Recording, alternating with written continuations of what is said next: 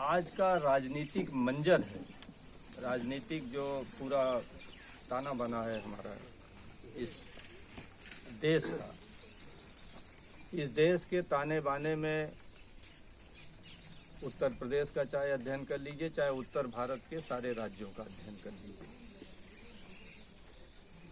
कमोबेश हर जगह यही स्थिति है कि जो हम बहुजन समाज के लोग हैं, बहुजन समाज के लोग माने पिछड़े समाज के लोग, अनुसूचित जाति के लोग, जनजाति के लोग, अल्पसंख्यक समाज के, जो मुस्लिम वर्ग में पिछड़ा वर्ग विशेष रूप से, जिसे पसमानदा कहते हैं, जैसे आपके यहाँ पिछड़ा शब्द है, ऐसे उर्दू का शब्द है पसमानदा।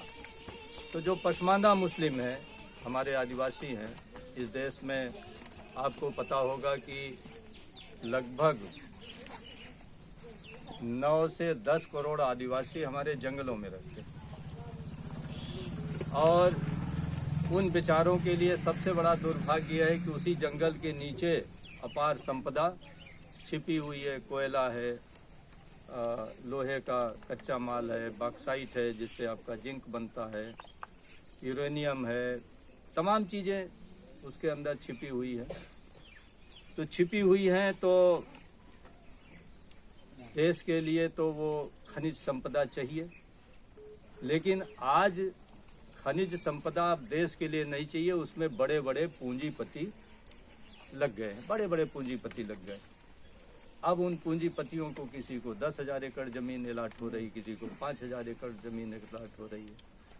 अब जिन जंगलों में हमारे आदिवासी रह रहे हैं, अगर उन्हीं जंगलों को जहाँ से उनकी रोजी रोटी चल रही थी, चाहे वो खरगोश मार कर खा रहे थे, चाहे वो मधुमक्खी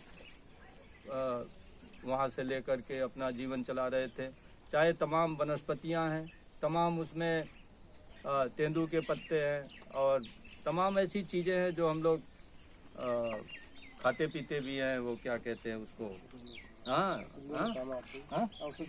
औषधियों में काम आता है। तमाम चीज़ें जंगल से अपनी जीविका चलाते थे, लेकिन अब इन 8-9 करोड़ लोगों को एकदम बेचारों को बेदखल कर दिया गया। हम लोग एहसास नहीं करते। आप लोग तो एक ढंग से माना जाए तो बड़े एक सौभाग्यशाली इलाके में बसे हुए हैं, जहां आपके पास खेती बाड़ी भी है। अब यही समझा जाए कि अगर हम लोगों को इन खेतों से बेदखल कर दिया जाए तो कैसा लगेगा। ऐसे 8-9 करोड़ आदिवासियों को दरबदर, जब से ये 70 साल से भारत स्वतंत्र हुआ है और अंग्रेजों से ही शुरुआत हो गया। अंग्रेजों ने तो पूरे जंगल का राष्ट्रीयकरण कर दिया। राष्ट्रीयकरण कर दिया माने जंगल राजा का है, राजा का माने राज्य का है। तो जंगल जब राज्य का हो गया तो बेचारे जाएंगे कहाँ। तो आज 8-9 करोड़ आदिवासियों की तो ये दशा है। मतलब हम लोग तो शिक्षा के लिए संघर्ष कर रहे हैं, हम लोग रोजगार के लिए संघर्ष कर रहे हैं, हम लोग सत्ता के लिए संघर्ष कर रहे हैं, लेकिन हमारे 8-9 करोड़ आदिवासी अपने अस्तित्व की लड़ाई लड़ रहे हैं, अपने जीवन की लड़ाई लड़ रहे हैं, रोजी रोटी की, भूख की लड़ाई लड़ रहे हैं कि कैसे पेट भर जाए, इसकी लड़ाई है उनकी। और बाकी बातें बहुत सी हैं, बड़ा लंबा हो जाएगा। आप कभी नैनीताल टहलने गए होंगे, उत्तराखंड, हमारे में से काफ़ी लोग टहलने गए होंगे, हिमाचल प्रदेश भी गए होंगे। आप देखें कि सबसे नया पहाड़ हमारे देश में अगर है तो हिमालय पहाड़ियाँ हैं। कभी हमारे जो इसीलिए मैं शिक्षा पूछ रहा था, तमाम लोग हमारे MA पढ़े हैं, पोस्ट ग्रेजुएट हैं, PG हैं, तमाम लोग टीचर हैं, वो लोग जानते होंगे कि हिमालय पर्वत इस देश का सबसे नवीनतम पर्वत है, जबकि वो भी लाखों करोड़ों साल पहले बना, लेकिन वो भी हमारे देश का सबसे नवीनतम है। और वहाँ पर एशिया की प्लेट और इधर से ये जो इंडिया वाली प्लेट है, ये दोनों जाकर मिलती है और भूकंप का बहुत बड़ा संवेदनशील क्षेत्र है। और ऐसे हिमालय में चूँकि सवर्ण जातियों के लोग रहते हैं, वहाँ जहाँ चाहे सड़क बना ले रहे हैं, जहाँ चाह रहे हैं बिजली ले जा रहे हैं, जहाँ चाह रहे हैं विद्यालय बना रहे हैं। अगर सुदूर 2 किलोमीटर उधर ऊंचाई पर 2 घर भी होगा तो वहाँ तक सड़क, बिजली, पानी सब मिलेगा। और पूरे उत्तराखंड और हिमाचल प्रदेश में खुदाई करके जगह जगह देखिए 4 लेन सड़कें बन गई। तो हिमालय को इतनी क्षति पहुंचा रहे हैं, इससे पर्यावरण खराब नहीं हो रहा है, क्योंकि यहाँ कौन लोग रहते हैं? हिंदुस्तान के सामंत लोग रहते हैं, वहाँ के सवर्ण जातियों के लोग रहते हैं, जिनका हिंदुस्तान है, बाकी का तो हिंदुस्तान है नहीं। और 8-9 करोड़ जो हमारे आदिवासी हैं, उनके यहाँ जो जब जंगल ही जंगल है, जब वहाँ जंगल ही जंगल है तो सड़क भी जंगल में चाहिए, स्कूल भी जंगल में चाहिए, अस्पताल भी जंगल में चाहिए, बिजली भी जंगल में चाहिए, उनको सब कुछ जंगल में चाहिए। तो वहाँ तो आपका पर्यावरण बिगड़ रहा है। लेकिन जो क्षेत्र सबसे ज़्यादा संवेदनशील है, वहाँ आप जहाँ चाह रहे हैं वहाँ खुदाई करके हिमालय को पूर्ण क्षति पहुँचा रहे हैं, और जिसका कारण है कई आपदाएं आप देख रहे हैं आ गई हैं, उसके बारे में चर्चा नहीं करना चाहते। कितनी आपदाएं आई हैं, इसके पहले वो नहीं हुआ था जो कितने हजार लोग उसमें दफन हो गए। अभी एक घटना हुई, आए दिन भूस्खलन हो रहा है, और भूकंप के लिहाज से सबसे संवेदनशील वो जोन है कि अगर कोई भयंकर तूफान आया तो उसमें बहुत बड़ी तबाही वहाँ हो सकती है, और कई बार भयंकर तबाही हुई भी है। तो ये जो शासन सत्ता में 70 साल से बैठे हुए लोग कांग्रेस और बीजेपी के रहे, इनके अंदर वो संवेदनशीलता नहीं है हम लोगों के प्रति। ये तो 8-9 करोड़ आदिवासियों के प्रति संवेदना की बात बताई।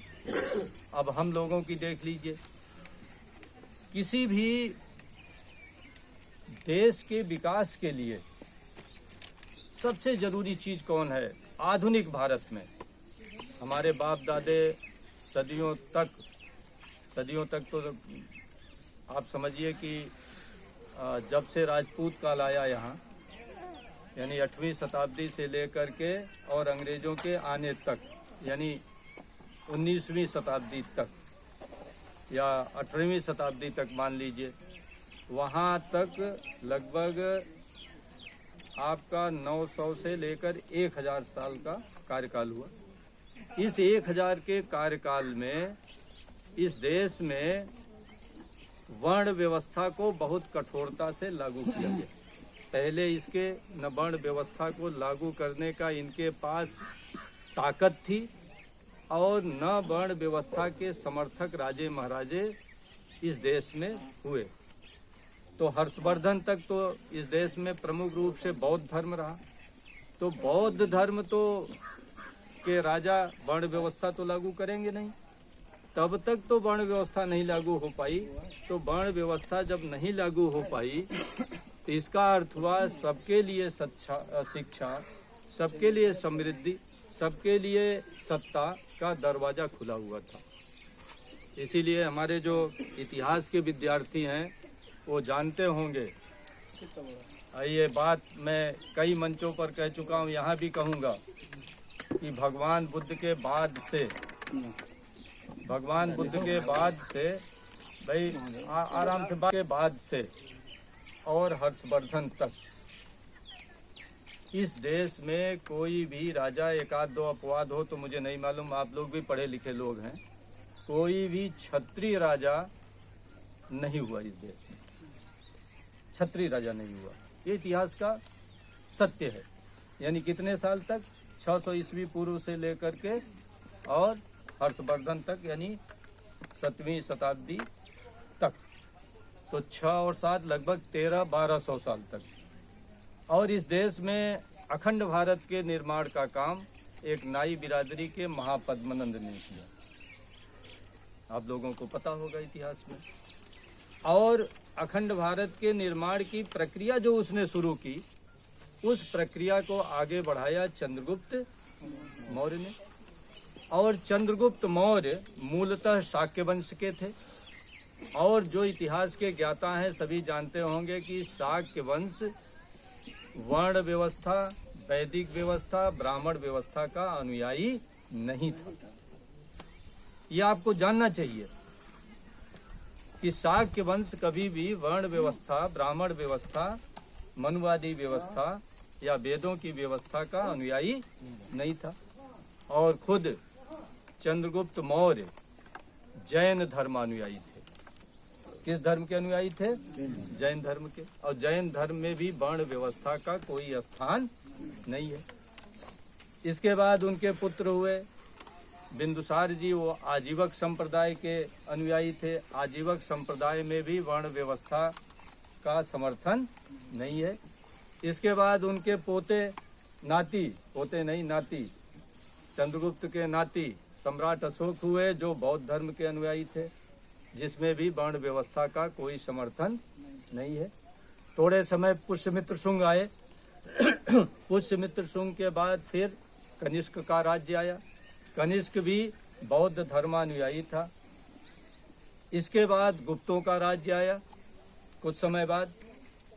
और गुप्तों का आज तक गुप्त शासन या गुप्त शासक किस वर्ण के थे ये इतिहासकार ढूंढ नहीं पाए। तो पहला तो इतिहासकारों से यही प्रश्न है कि भाई आप राजा का वर्ण ढूंढते क्यों? क्या राजा बनने के लिए इस देश में राजपूत काल के पहले वर्ण व्यवस्था की कोई अनिवार्यता थी क्या? तो उत्तर मिलेगा कि ऐसी कोई अनिवार्यता नहीं थी। क्या ब्राह्मण राजा तय करता था प्राचीन भारत में? ऐसा कोई उदाहरण है? ये अलग बात है कि जब कोई राजा बन गया तो भाई जैसे मुख्यमंत्री बन जाता है ना, प्रधानमंत्री बन जाता है, तो पुरोहित जी भी आशीर्वाद देने आ गए, पादरी भी आशीर्वाद देने आ गए, बंते जी भी आशीर्वाद देने आ गए। हाँ, और उधर से सिख धर्म के जो वो हैं ग्रंथी जी, वो भी सब उसको दे दिए। तो अगर कोई किसी को आशीर्वाद दे रहा है तो उस धर्म का वो अनुयायी नहीं हो गया ना। राजा तो सर्वधर्म संभाव से काम करता है। तो ऐसे गुप्त वंश के जितने राजा थे उन्होंने कभी किसी एक धर्म को तवज्जो नहीं दिया। और कई राजा तो ऐसे थे जो बाकायदे बौद्ध धर्म उन्होंने अपना लिया। जैसे कुमारगुप्त प्रथम थे, एक बालादित्य थे, कई तो बौद्ध धर्म अपना लिए। और गुप्त काल में तमाम बौद्ध जो हमारे तीर्थस्थल थे वहाँ पर बौद्ध विहारों के निर्माण का काम भी गुप्त शासन में हुआ।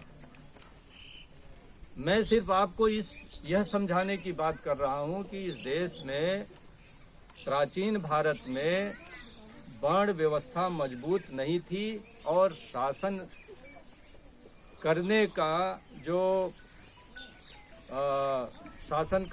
जो लोगों को अवसर मिल रहा था उसमें वर्ण व्यवस्था का कोई रोल नहीं था। रोल था तो सिर्फ लोगों के बाहुबल का और बुद्धिबल का। किसका रोल था? बाहुबल का और बुद्धिबल का, और जिसके अंदर संगठन क्षमता थी। तो ये जो वर्ण व्यवस्था आई, ये आई हर्षवर्धन के बाद राजपूत काल से, जब इस देश में राजपूत और ब्राह्मण का गठजोड़ हुआ। राजपूत और ब्राह्मण के गठजोड़ से भाई ब्राह्मण ने उनकी तारीफ की और उन्होंने ब्राह्मणों की व्यवस्था को मजबूत किया। ब्राह्मण पुरोहित ने बताया कि राजधर्म क्या है। पुरोहित ने बताया कि वर्ण व्यवस्था का पालन कराना ही राजा का राजधर्म है। क्या अशोक के शिलालेखों में, चंद्रगुप्त के गुप्त काल के किसी लेख में, कनिष्क के शिलालेख में, या जैन धर्म, बौद्ध धर्म, आजीवक धर्म में कहीं ये उल्लेख है कि राजा का राजधर्म वर्ण व्यवस्था का पालन कराना है? कहीं लिखा है? कहीं नहीं लिखा है। लेकिन ब्राह्मणी ग्रंथों में सब जगह लिखा हुआ है कि राजा का राजधर्म वर्ण व्यवस्था का पालन कराना है। तो वर्ण व्यवस्था के पालन कराने का अर्थ क्या हुआ? वर्ण व्यवस्था के पालन कराने का ये अर्थ हुआ कि इस देश में हम लोग भले राजे महाराजे रहे हों, सभी राजे महाराजे हुए, आदिवासियों में भी से राजे महाराजे हुए, लोधी में से राजा महाराजा हुआ, यादव में से राजा महाराजा हुआ, मौर्य कुशवाहा राजा महाराजा हुए। मेरे ख्याल से भारत की कोई ऐसी जाति नहीं है जिसके बीच से राजा महाराजा न हुए हों प्राचीन भारत में। लेकिन राजपूत काल के बाद वर्ण व्यवस्था को कठोरता से इस देश में लागू किया गया। और कठोरता से लागू करने का ये अर्थ हुआ कि जिसको ब्राह्मण क्षत्रिय मानेगा, एक शब्द चार है ना, ब्राह्मण क्षत्रिय वैश्य और शूद्र। तो क्षत्रिय है कौन? क्षत्रिय बनाता कौन है? फैक्ट्री किसके पास है? मुहर किसके पास है? मुहर तो ब्राह्मण के पास है ना। तो ब्राह्मण ने जिसको क्षत्रिय बनाया, और ब्राह्मणों ने किसको क्षत्रिय बनाया? जो पश्चिमोत्तर भारत से आक्रमण करते हुए देश में घुस आए थे, उन लोगों में से ढूंढ करके उन्होंने क्षत्रिय बनाया। इसका अर्थ हुआ कि इस देश में वो क्षत्रिय बनाने की प्रक्रिया में कामयाब नहीं हुए। ये बात आपको समझनी चाहिए। इस देश में क्षत्रिय बनाने की प्रक्रिया में वो कामयाब नहीं हुए, तो उन्होंने राजपूत काल में नए क्षत्रिय पैदा किए। अब उन क्षत्रियों को ये समझाया कि भाई तुम ईश्वर हो, जगदीश्वर हो, और क्या क्या बड़ी बड़ी उपाधियां दिया, और ये कहा कि वर्ण व्यवस्था का पालन करना तुम्हारा राज धर्म है। तो अब उन्होंने शासक वर्ग तो तय कर दिया, ब्राह्मण खुद हैं, और वैश्य वर्ग था, बाकी को उन्होंने लिखा पढ़ी में, जैसे उनके मनुस्मृति लिखा था, पहले भला लिखा हुआ हो। लोग कहते हैं कि वर्ण व्यवस्था पुष्यमित्र शुंग के समय से शुरू हुई। पुष्यमित्र शुंग का तो कार्यकाल ही 100 साल था। इसके बाद तो फिर बौद्ध राजा आ गए, हर्षवर्धन तक बौद्ध राजा रहे, गुप्तों में बौद्ध राजा रहे। तो राजा ही तो वर्ण व्यवस्था लागू कराएगा, और जब राज सत्ता नहीं है तो समाज व्यवस्था बिना राज सत्ता के लागू नहीं की जा सकती। और राजपूत काल में जब इनके पास राज सत्ता आई, तीनों ने वर्ण व्यवस्था लागू कर दी। और वर्ण व्यवस्था लागू करने का अर्थ हुआ कि हम 85% लोग शिक्षा, सत्ता, समृद्धि और व्यवसाय से वंचित रह गए। ये 3 चीजों से आप वंचित रह गए। इसके बाद अंग्रेज साहब बहादुर आए, तो अंग्रेज साहब बहादुर ने देखा कि भाई ये तो बड़ा गलत बात है, तो उन्होंने शिक्षा का दरवाजा सबके लिए खोल दिया। उन्होंने कानून के सामने सबको समता का अधिकार दे दिया। हाँ, उन्होंने व्यवसाय करने का भी सबको अधिकार दे दिया। लेकिन चूंकि हम लोगों के पास न ज्ञान था, न टेक्नोलॉजी थी, न पूंजी थी, तो उसमें नहीं आ पाए। पढ़ाई लिखाई सदियों से बाप दादे भूल गए थे। भाई अगर देखा जाए तो हर्षवर्धन तक तो बौद्ध शिक्षा पद्धति तो सबके लिए खुली हुई थी ना। बौद्ध विहार में ये नहीं पूछा जाता था कि आप किस जाति के हो, किस वर्ण के हो। वर्ण की तो कोई बात ही नहीं। ये भी नहीं पूछा जाता था कहाँ से आए हो, तुम चीन से आए हो कि जापान से आए हो कि एशिया से आए हो।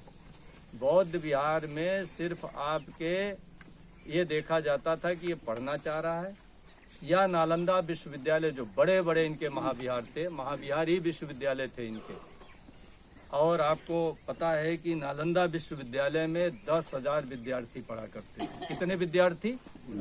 10,000। और इसकी स्थापना गुप्त काल में हुई, कुमार गुप्त ने किया, जो खुद बौद्ध धर्मानुयायी थे। तो 10,000 विद्यार्थी वहाँ एक समय में पढ़ते थे। ऐसे तमाम छोटे छोटे जो महाविहार थे वो हमारे डिग्री कॉलेज थे, और बड़े महाविहार हमारे यूनिवर्सिटी जैसे थे।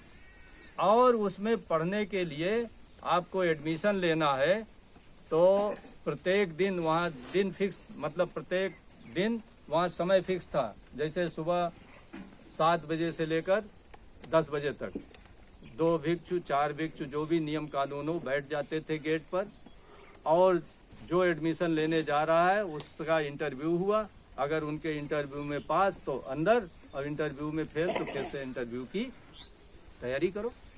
यानी बौद्ध शिक्षा पद्धति में, ये मैं इसलिए समझा रहा हूँ कि हम लोग अक्सर कहते हैं कि हम लोग हजारों साल से पद्दलित है, ऐसा नहीं है। बुद्ध के बाद से ले हर्षवर्धन तक वास्तव में ये देश सोने की चिड़िया थी। अगर आप पूरा इतिहास पढ़िए तो सबसे ज़्यादा समृद्ध पूरे विश्व में भारत था। अगर विश्व में भारत न समृद्ध होता तो यूरोपियन लोग किसकी खोज कर रहे थे? भारत की खोज कर रहे थे। और खोज करते करते कहाँ पहुँच गए? अमेरिका की भी खोज कर डाली। और खोज करते करते उन्होंने पूरे विश्व की खोज कर डाली।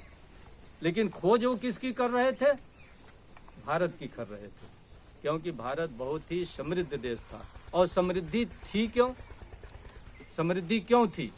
क्योंकि भगवान बुद्ध की जो समता की बात थी वो इस देश में लगभग 1200 सालों तक निरंतर चलती रही। और समता की बात का अर्थ हुआ कि सबके लिए शिक्षा, सबके लिए सत्ता, सबके लिए धन दौलत, मान मर्यादा सम्मान का दरवाज़ा खुला था और इन सब में सबको समानता थी। इसीलिए हर्षवर्धन तक आप फक्र से कहीं कह सकते हो कि एक भी क्षत्रिय वर्ण का राजा इस देश में नहीं हुआ। अब हमारे कुछ लोग कंफ्यूजन में होंगे कि भाई चंद्रगुप्त तो क्षत्रिय थे। ये कंफ्यूजन आपको दूर करना जरूरी है। हमारे कुल खानदान के लोग, जैसा मैंने बताया कि शाक्य कुल के लोग कभी भी वर्ण व्यवस्था के पोषक नहीं रहे, वर्ण व्यवस्था के पोषक नहीं रहे। तो जब हम उस व्यवस्था को ही नहीं मानते हैं तो हम क्षत्रिय क्यों होंगे? अब आप कहेंगे फिर हमारे लिए शब्द कहाँ से आ गया? अशोक के किसी शिलालेख में, हमारे तमाम लोग हैं पढ़े लिखे, पढ़े होंगे कायदे से अशोक को, उसके शिलालेखों का भी अध्ययन किया होगा। अशोक के किसी शिलालेख में कहीं अशोक ने अपने को क्षत्रिय बताया है? नहीं बताया है। किसी बौद्ध ग्रंथों में शुद्ध रूप से कभी कहीं हमको क्षत्रिय लिखा गया है? नहीं लिखा गया। एक शब्द लिखा गया खत्तीय। अब इसी खत्तीय का अनुवाद ने सारा सब गड़बड़ कर दिया। हम लोग गणतांत्रिक व्यवस्था के लोग थे। प्राचीन भारत में तमाम गणतंत्र थे, सिर्फ शाक्यों का ही गणतंत्र नहीं था। बाद में शाक्यों से ही हट करके मौर्य गणराज्य बना, गणतंत्र बना। मल्लों का गणराज्य था, मौर्यों का गणराज्य था, और उधर लिच्छवियों का गणराज्य था। तो इस ढंग से तमाम जो गणराज्य थे, तो ये गणराज्य वर्ण व्यवस्था को नहीं मानते थे, वैदिक व्यवस्था को नहीं मानते थे, ब्राह्मण व्यवस्था को नहीं मानते थे। जब उस व्यवस्था को ही नहीं मान रहे हैं तो वो क्षत्रिय कैसे होंगे? तो वो थे खत्तीय। अब समस्या यह है कि खत्तीय, अब खत्ती का क्या अर्थ हुआ? शाक्य लोग खत्तीय थे। खत्ती माने बड़े बड़े खेत वाले। खत्ती माने क्या होता है? बड़े बड़े खेत वाले, खेतीहर लोग। जैसे एक शब्द जमींदार नहीं है? जमींदार अंग्रेजों के समय जमींदार होता था, जमीन वाला। और जमींदार ही क्या होता था? इलाके का राजा होता था। आपके हरदोई में भी कई राजे होंगे, लेकिन वो राजा क्या स्वतंत्र राजा थोड़ी थे, वो थे क्या? अंग्रेजों के जमींदार। और जमींदार क्यों कहा गया? क्योंकि वो बड़े बड़े जमीनों के मालिक थे। कोई पता चला कि इस हरदोई जिले में मुश्किल से 4-5 राजा रहे होंगे। हाँ, तो इतने बड़े हरदोई जिले में 4-5 राजाओं में पूरा जिला बटा हुआ था, तो बड़े बड़े जमींदारी तो हो गई। तो ऐसे जो ये गणराज्य थे हमारे, ये बड़े बड़े खेत वालों का समूह मिलकर के गणराज्य बना था, बड़े बड़े खेत वाले। और बाकी वो मजदूरों से अपनी खेती कराते थे। शाक्य वंश में आपको पता है कि महाराज शुद्धोधन के पास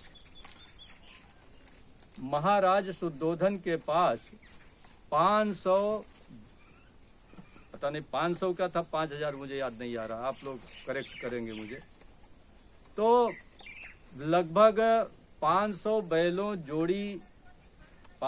जोड़ी बैलों की खेती थी महाराज शुद्धोधन के पास। ऐसे तमाम उसमें राजा थे, तमाम राजा थे, तमाम खत्तीय थे। और यही खत्तीय मिल करके एक जगह बैठ करके अपना शासन व्यवस्था भी चलाते थे। और उन्हीं के बीच से एक समय में मुखिया चुन लिया जाता था, उस मुखिया को राजा कहा जाता था। उस समय राजा उसी मुखिया को कहा जाता था। तो मैं ये बात आपको इसलिए समझा रहा हूँ कि समता कोई नई चीज नहीं है इस देश में। समता की बात बुद्ध, महावीर, जैन ने इस देश में 6ठी शताब्दी ईसा पूर्व से शुरू की और उन्हीं विचारधारा के कारण इस देश में हर्षवर्धन तक लगभग 1200 ईस्वी तक समता की विचारधारा चलती रही। और यही कारण है कि इस देश में हर्षवर्धन तक क्षत्रिय वर्ण का कोई भी राजा नहीं हुआ।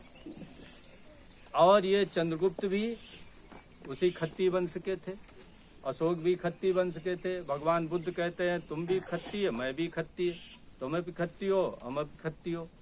तो उन्होंने खत्तीय कहा, और खत्ती माने बड़े बड़े खेत वाले। आज कहते नहीं, खेती ही तो कहते हैं। और खेत का संस्कृत क्या बनाया इन्होंने? क्षेत्र। खतौनी आज बोलते हैं कि नहीं? खेतीहर बोलते हैं कि नहीं? खेती बाड़ी बोलते हैं कि नहीं? वो शब्द वहीं से चला आ रहा है, खत्ती से, खेत से।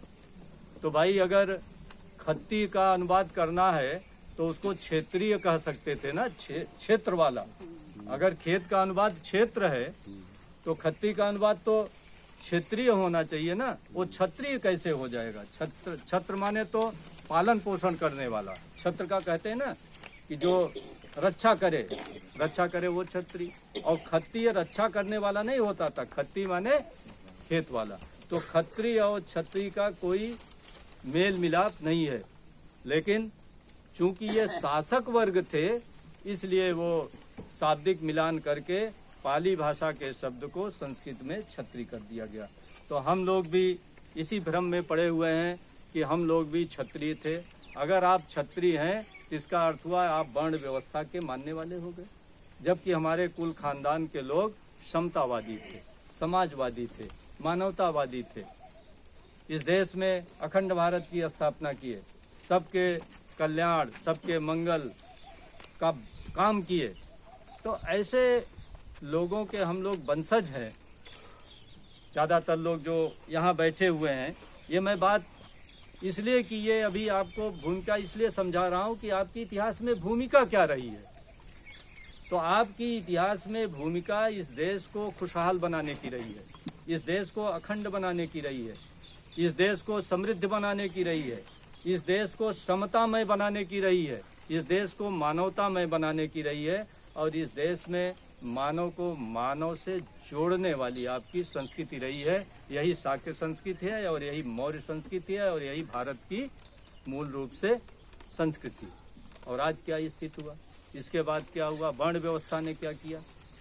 वर्ण व्यवस्था समाज को तोड़ता है कि समाज को जोड़ता है? भाई आप ही लोग बताओ। तोड़ रहा है।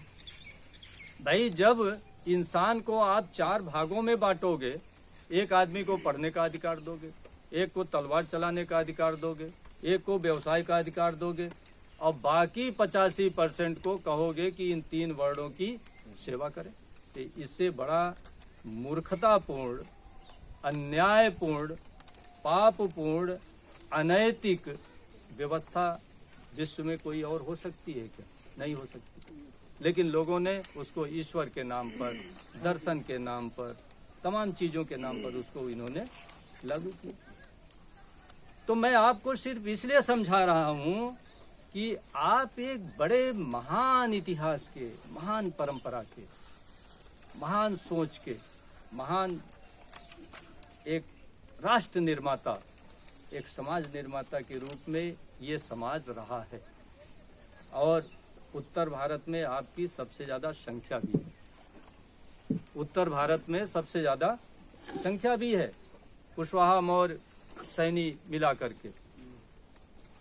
और आपके पास एक बहुत बड़ा इतिहास भी है, बहुत बड़ा सोच भी है।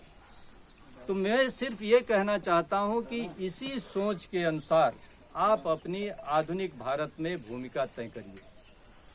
आधुनिक भारत में लोकतंत्र है। अब ये राजतंत्र तो है नहीं कि भाई यहाँ चंद्रगुप्त मौर्य का एक तलवार उठाइए, 500 लोगों का जमात बनाइए और आक्रमण करते हुए पूरा भारत जीत लीजिए। ये तो संभव नहीं है ना। ये लोकतंत्र है। तो लोकतंत्र में लोकतांत्रिक ढंग का आचरण करके ही आप इस देश में महान हो सकते हैं। अब समस्या क्या है? भाई अंग्रेजों के आने के पहले हमारी कई पीढ़ियों को पढ़ने नहीं दिया गया। अंग्रेजों के आने बाद रास्ता तो खुला, लेकिन लगा कि कुछ लोगों को ये लगा कि ये अंग्रेज तो समता की बात कर रहे हैं। जब उनको लगा कि अंग्रेज समता की बात कर रहे हैं तो उन्होंने अंग्रेजों को भी यहाँ से भगा दिया, और भगना भी चाहिए। चलिए ठीक है, हमारा शोषण कर रहे थे, लेकिन समता तो इस देश को शुरुआत वही कर गए ना, आधुनिक भारत में। अब जब ये लोग आए तो 70 सालों में सबसे ज़्यादा क्या ज़रूरत थी कि इस देश में कायदे से लोकतंत्र स्थापित होता, और लोकतंत्र की स्थापना के लिए शिक्षा को ये पहली चीज़ बताते। हर व्यक्ति को इस प्रकार की व्यवस्था करते कि कम से कम स्वतंत्रता के बाद से जो भी लड़के पैदा हुए वो कोई बच्चा एक अच्छी शिक्षा पाने से वंचित न रह जाता। लेकिन आज भी हमारे बीच टीचर भी बैठे हैं, हो सकता है कुछ प्राइमरी के भी टीचर हों, लेकिन सभी गांव के लोग हैं। अगर आपसे पूछा जाए आज आप गांव की शिक्षा को, भाई हम लोग तो गांव वाले ही हैं ना, भाई भारत की शिक्षा को हम नंबर देने के लिए क्यों कहें। हो सकता है हरदोई में 2-4 विद्यालय अच्छे हों, लखनऊ में अच्छे हैं, दिल्ली में अच्छे हैं, कलकत्ता में अच्छे हैं, जहाँ बड़े लोगों के बच्चे पढ़ रहे हैं, लेकिन हम लोगों का सरोकार, हम लोगों का वास्ता तो गांव की एजुकेशन से है, गांव की शिक्षा से है। आज गांव की शिक्षा को, जबकि ज़्यादातर बच्चे तो हमारे सरकारी में ही पढ़ रहे हैं, अब सब जगह व्यवस्था भी नहीं है, तो कक्षा 1 से लेकर के इंटर तक की मैं शिक्षा की बात कर रहा हूँ। अगर सरकारी शिक्षा को आपको कॉपी जांचना हो तो कई नंबर देंगे 100 में? बताइए भाई, नंबर देना शुरू करिए। आप कई नंबर देंगे 100 में? कई नंबर देंगे सरकारी शिक्षा को? हाँ, कुछ देंगे कि नहीं नंबर? कितना नंबर देंगे? हाँ हाँ 50%। आप बताइए भाई। 50 से 60%। और लोग बताएं। यानी 50 से सरकारी शिक्षा का 0 बराबर। 0। देखिए ये बता रहे हैं 0। और लोग बताएं भाई। हाँ, कक्षा 1 से लेकर 12 तक की सरकारी शिक्षा को कितना नंबर देंगे आप लोग? बताइए भाई। हाँ, आप बताइए, आप बताइए, आप बताइए कई नंबर दे। हाँ हाँ, पढ़ाई नहीं तो 0 नंबर देंगे ना। आप कितना नंबर देंगे? 7-8 नंबर।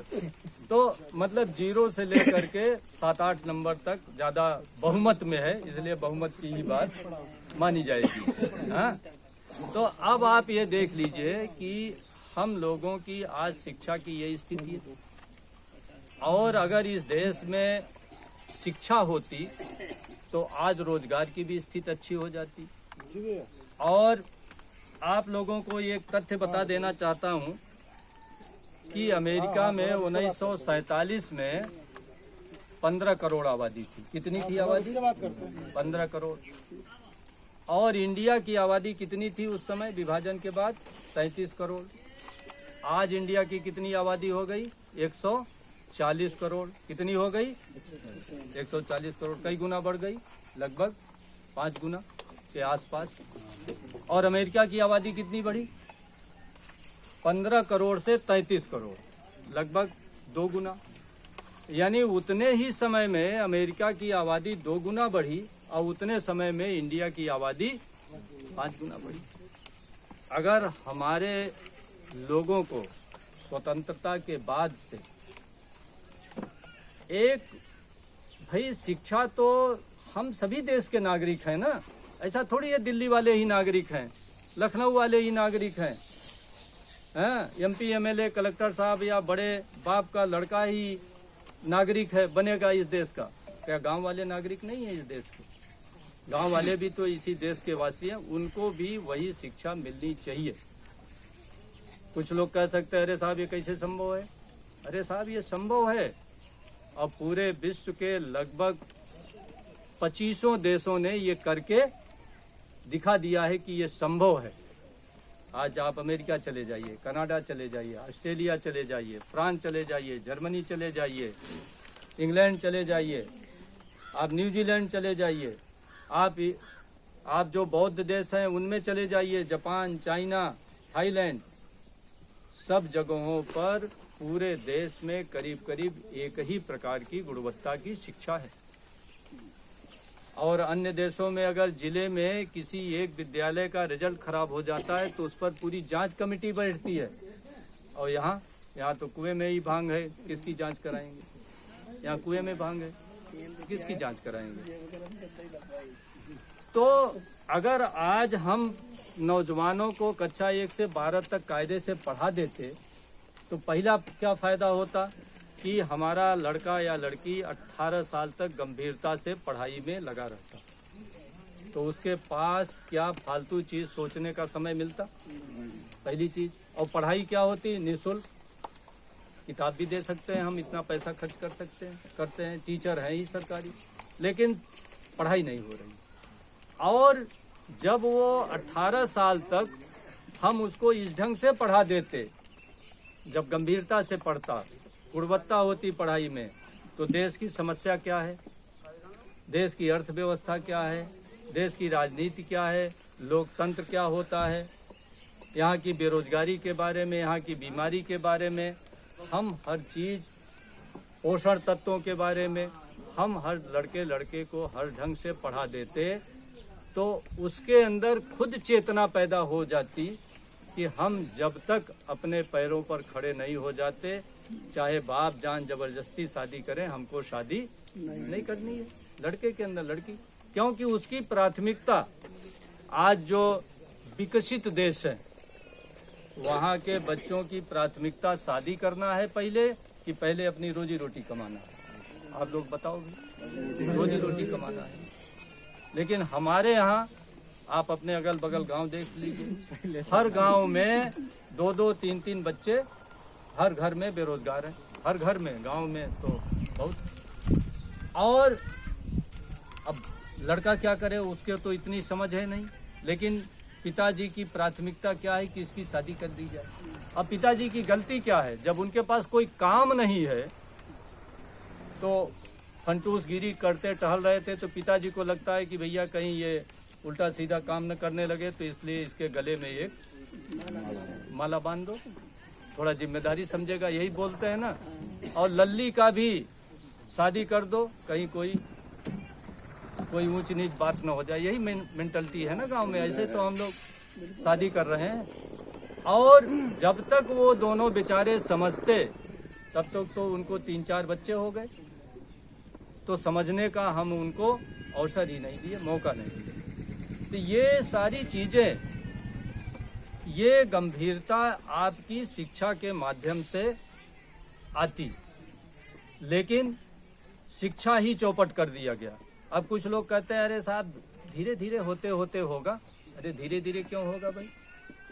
उत्तर प्रदेश सरकार हर साल 50,000 करोड़ कक्षा 1 से लेकर 12 तक की शिक्षा पर खर्च करती है, तो तुम हर साल तो खर्च करते जा रहे हो, उसमें तो धीरे धीरे नहीं खर्च कर रहे हो। आप जब 50,000 करोड़ खर्च कर रहे हो, आपके पास स्कूल भी है, आपके पास टीचर भी है, आप पैसा भी खर्च कर रहे हो, लेकिन आप पढ़वा नहीं पा रहे हो, आप शिक्षा नहीं दे पा रहे हो। भाई बैठ जाओ, डिस्टर्ब न करो यार। तो हो क्या रहा है कि हमारी ये जो नौजवान पीढ़ी है, अपने बारे में, अपने जीवन के बारे में कोई गंभीरता उसकी नहीं आती। इसीलिए मैं जब कभी मीटिंग करता हूँ, चाहे मैं सीडीओ पद पर रहा, तमाम बड़े बड़े पदों पर रहा, तो मैं ज़रूर गांव में मीटिंग जब करता था तो बच्चे से ज़रूर पूछता था कि भाई तुम पढ़ किस क्लास में रहे हो? साहब कक्षा 9 में पढ़ रहे हैं, 11 में पढ़ रहे हैं, 8 में पढ़ रहे हैं। एक प्रश्न उससे ज़रूर मैं करता था कि अब करना क्या चाहते हो? तो अब इंटर का लड़का, कक्षा 11 में, 12 में लड़का, जो उसके लिए जीवन का बड़ा महत्वपूर्ण पड़ाव है, उसके बाद वो डॉक्टर बनेगा कि इंजीनियर बनेगा, किधर जाएगा ज़िंदगी में, प्लम्बरिंग का काम करेगा, फिटर बनेगा कि मिस्त्री बनेगा, मैकेनिक बनेगा, क्या करेगा, कि किराना का दुकान खोलेगा कि अपना मल्टी लेवल मार्केटिंग कंपनी चलाए, क्या चलाएगा? उसके बारे में उसको चिंतन हो जाना चाहिए। लेकिन दुर्भाग्य है कि जब प्रश्न पूछा जाता है तो यही कहते हैं साहब मैंने तो अभी इसके बारे में सोचा ही नहीं। अब जितने ये देश विकसित देशों को गिना रहे हैं, वहाँ कक्षा 12 में पहुँचते पहुँचते लड़का अपने ज़िंदगी के बारे में, अपने जीवन के बारे में वो सोचना शुरू कर देता है। और जब सोच लेगा, क्योंकि उसको ऐसी हम पढ़ाई करा रहे हैं तो जब सोच लेगा तो उसको जिधर जाना है, भाई देखो पेट तो है, रोजी रोटी जरूरी है, बीवी भी होगी, आएगी, बच्चे भी आएंगे, आपको लोग घर द्वार कपड़ा लत्ता गाड़ी घोड़ा, आगे की पूरी जिंदगी के लिए धन तो चाहिए। धन दुनिया का सबसे महत्वपूर्ण चीज इस समय है। तो जब धन चाहिए तो धन को कमाने का जरिया भी चाहिए। तो धन को कमाने का जो जरिया होना चाहिए, जो एक संस्कार, जो एक सोच, जो एक चिंतन हमारे नौजवानों में होना चाहिए, वो शिक्षा के अभाव में बिल्कुल नहीं हो पा रहा है। ये शिक्षा के माध्यम से बहुत आसान था, पढ़ाई होती। अब हमारे लड़के को ये बताया जा रहा है कि हाथ कैसे धोना चाहिए। हमें गांव वासियों को ये बताया जा रहा है कि हमें शौचालय बनवा कर शौचालय में खुले में न करो। हमें ये बताया जा रहा है कि मक्खी मच्छर कैसे पैदा होते हैं और कैसे उनको समाप्त किया जाए। अरे भाई, जब सभी शिक्षित होते तो ये शऊर तमीज अपने आप उत्पन्न हो जाता और इसमें किसी चीज़ को बताने की कोई ज़रूरत ही न पड़ती। हमारी नौजवान पीढ़ी, हमारे बच्चे बच्चियाँ, बुजुर्गों से तो हम लोगों का जैसे तैसे गुजर गया, लेकिन अब 1-2 से ज़्यादा बच्चे होंगे तो आने वाले समय तो बड़ा गंभीर होने जा रहा है ना। तो क्या परिवार कल्याण के बारे में उनको समझना नहीं चाहिए, जानना नहीं चाहिए? लेकिन नहीं, ऐसे चल रहा है। अब भी गांव में देख लीजिए, अपने अगल बगल जिनकी शादियां हो गई हैं, सबके 2-3, 3-3, 4-4, 5-5, अब आगे पता नहीं और कितने होंगे, हाँ, नंबर लगे चले जा रहे हैं। तो ये जो गैर गंभीरता आई, ये शिक्षा के अभाव में है। इसलिए शिक्षा एक प्राथमिक चीज़ था। ये तो मैं सिर्फ, जो लोग बड़ी बड़ी बातें करते हैं ना कि बड़ा राष्ट्र गौरवशाली, बड़ा वैभवशाली, हमारा बड़ा राष्ट्र ऐसा है, विश्व गुरु है। अरे भैया, विश्व गुरु तो तब बनोगे जब हमारे इस देश का एक एक नागरिक विश्व गुरु बनने लायक हो, शिक्षित हो, उसके पास रोजगार हो। शिक्षा हो तो रोजगार के बारे में चिंतन करे। आज शिक्षा होती, तकनीकी ज्ञान होता, अब वो जमाना नहीं रह गया। अब पुराने समय का जमाना नहीं कि सिर्फ पैदा हुए, जवान हो गए और कहीं फावड़ा ले करके 4 पैसा कमा ले रहे हैं। अब जमाना शिक्षा, ज्ञान और टेक्नोलॉजी का है। और शिक्षा और ज्ञान टेक्नोलॉजी के बिना कोई अब आगे रोजी रोटी कायदे से कमा नहीं पाएगा। ये पूरे विश्व का है, इसीलिए हम पिछड़े जा रहे हैं।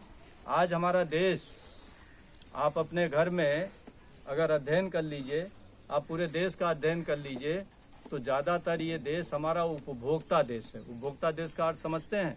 हम बाहर से माल मंगा रहे हैं, आयात कर रहे हैं, हाँ, और उसका उपभोग कर रहे हैं।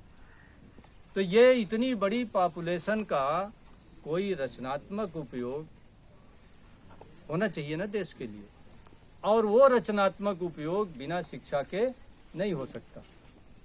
शिक्षा में तकनीकी शिक्षा भी है, ITI खुलते, पॉलिटेक्निक खुलते, हर जिले में व्यवसाय की व्यवस्था होती।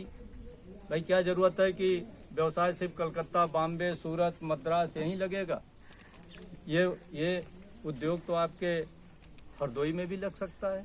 न पानी की कमी है, न कच्चे माल की कमी है, न बुद्धि की कमी है, हाँ? अगर यही हो जाता और नौजवानों को, हमको यही रोजगार मिलता तो अपने घर द्वार में रहता ना। भाई उसके पिताजी है, माताजी है, बीवी है, बच्चे हैं। अब सबको छोड़ करके, पता नहीं आपके यहाँ कितने लोग बाहर जाते हैं, मुझे नहीं पता, लेकिन इस उत्तर प्रदेश के ज़्यादातर ज़िले हैं जहाँ के हर घर के 1-2 बच्चे कहीं न कहीं विदेश में जा कर के काम कर रहे हैं। अब विदेश में चले गए तो मान लो 2-3 भाई हैं तो कोई न कोई पिताजी को देख रहा है। मान लो अकेला है, चला गया तो पिताजी बीमार हो रहे हैं, माताजी बीमार हो रही हैं, बीवी बीमार हो रही, बच्चा पढ़ रहा है कि नहीं पढ़ रहा है, उनका तो भविष्य चौपट हुआ, बच्चों का भी भविष्य चौपट हो रहा है। ये हर घर की करीब करीब कहानी है। तो अगर हमारी शिक्षा बेहतर होती तो आज रोजगार की भी स्थिति सही होती, और रोजगार की स्थिति सही करने का दायित्व सरकार का है। उद्योग लगवाए, बैंकों से कायदे से हमें उधार पैसा मिले। हाँ, आज आप किसान क्रेडिट कार्ड बनवाने जाते हैं